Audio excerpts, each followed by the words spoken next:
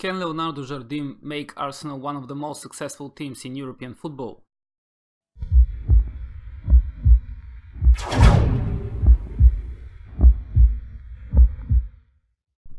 Hello everyone, this is the What If League, and today we're doing part 2 of the experiment what would happen if the Arsenal board decided to sack Arsène Wenger and hire Leonardo Jardim in his place in January 2018. If you haven't seen part 1 of this experiment, please make sure to check it in my channel, or also I'm going to leave a link in the description below. Now we're going to cover the period from 2nd of June 2021 until the 2nd of June 2024. So if you want to see what happened in the previous 3.5 years, this is all in part 1. Now we're going to focus on these on the next 3 seasons. We're going to start with the last season from part 1, which is year 2020-21. There is already a spoiler on the screen, but I will just ignore that. This season Arsenal finished 4th, so let's see what happened afterwards. In the next year, Arsenal managed to finish 2nd, only 3 points behind champions Manchester City. City were victorious with 89 points, while Arsenal only managed to amass 86. Next season, Arsenal were champions in season 2022-23 with 94 points, which is 4 more than their London neighbours Chelsea. And in the very last year, they were champions for the second time in a row, with 92 points, 3 more than Chelsea. So Leonardo Jardim actually managed to win the league twice already in his last 2 seasons at the Emirates. Now let's have a quick look also at the domestic cup competitions, and we're starting with the FA Cup. We see that Arsenal did not manage to win the oldest trophy in football ever since they actually won it in reality in season 2016-17. After that, different teams won it. Chelsea managed to do that 3 times, and Tottenham managed to take that title twice as well. Looking at the League Cup now, where Arsenal already won that trophy, but you probably know that if you have seen part 1 of this experiment. They won it in season 2020-21. Ever since then, Liverpool, Manchester United and Manchester City managed to take the League Cup home. Now let's have a quick look at the Arsenal team themselves, how are they performing, and also we're going to quickly check the tactics screen as well as their transfers in the last 3 seasons.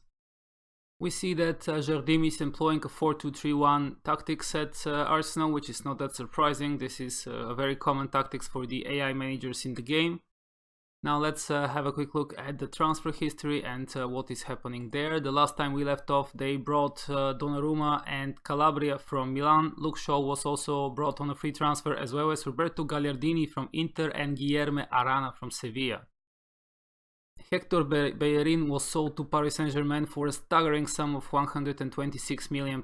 This is insane amount of money, and I'm sure that they found good use of them. As you can see, this has made all of the other transfers actually profitable. So insane transfer for Bellerin and for Arsenal.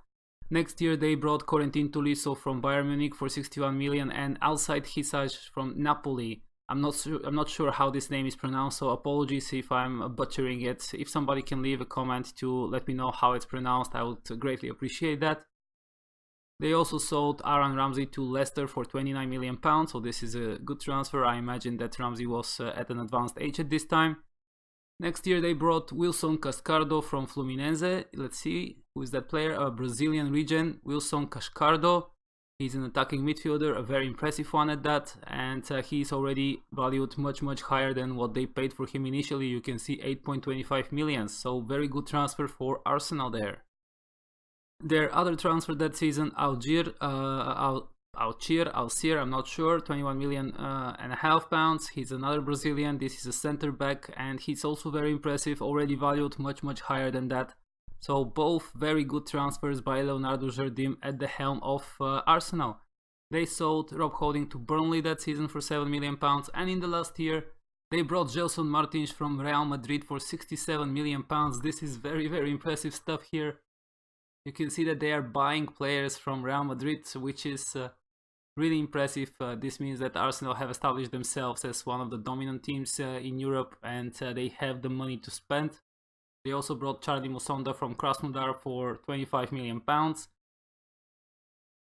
In the outgoing section, we can see that they sold Lucas Torreira to West Ham. They sold also Seko Fofana to Southampton, Sead Kolasinac to Everton. Callum Chambers was sold to Leicester, and the rest are some minor transfers. Next off, I'm going to have a look at the European competitions, and then we're going to see the Ballon d'Or awards. As usual, I'm going to start with the Europa League and the last season from part 1, where Milan were victorious in the final against Valencia after extra time. Then in the year after that, Inter Milan, their neighbors from Milano in Italy, were victorious after extra time again, this time against German Hoffenheim. In the next year, Inter Milan managed to defend their Europa League title, beating Napoli in the final, so this was an all-Italian final here, and Inter were victorious after a 1-0 victory. In the last year, Inter had a third final in a row, but they lost this one to English Liverpool 1-2 after extra time. Moving to the Champions League, and just to remind you, in season 2019-2020, Arsenal were victorious here after defeating Real Madrid in the final. In the last year of part 1, Chelsea took the biggest competition in European football after beating Paris Saint-Germain after extra time 1-0.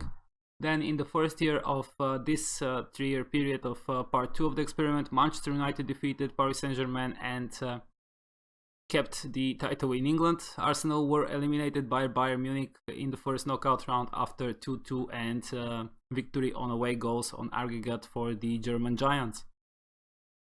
Then comes the season after that, where we had an all-English final. Manchester City defeated Chelsea in the final game of the competition on penalties after the regular time finished in 2-2. Arsenal were eliminated in the semi-final by Chelsea with a staggering 4-0 on aggregate. In the last year here, you see that Arsenal were victorious once again. They defeated Barcelona on penalties after the regular time ended 1-1. Let's have a quick look if it's possible. Unfortunately not, the game does not allow me to click on that. So we're not really able to see what happened in that game. But we see that in the semi-finals, Arsenal defeated Manchester United 5-3. They also managed to eliminate Benfica in the quarters and another Portuguese team, Porto, 6-1 on aggregate in the first knockout round. The final game was played at Stade de France in Paris. Finally, let's have a look at the Ballon d'Or winners in these last 3 seasons to understand who is dominating the individual player awards. Interestingly, Juan Mata won that award with Real Madrid in year 2021, so he was transferred to Real Madrid, and Neymar, Kylian Mbappé finished 2nd and 3rd respectively. After that, in the next 2 years, Kylian Mbappé was the top performing player in world football. You can see that he's first here with Ronaldo and Dybala after him, and then in the last season Paulo Dybala and Thomas Lemar are 2nd and 3rd after Kylian Mbappé. With that, I think that's it for this video, guys. If you haven't seen part 1 of this experiment, check out my channel or the description below. There will be a link to that video. Don't forget to like this video and subscribe if you haven't already for my channel. That way you're going to receive notifications for when I upload new videos. In the meantime, you can also check out my social media. Links will be provided in the description below. Let me know what do you think about this experiment. What would you like to see next? I would love to hear more from you in the comments.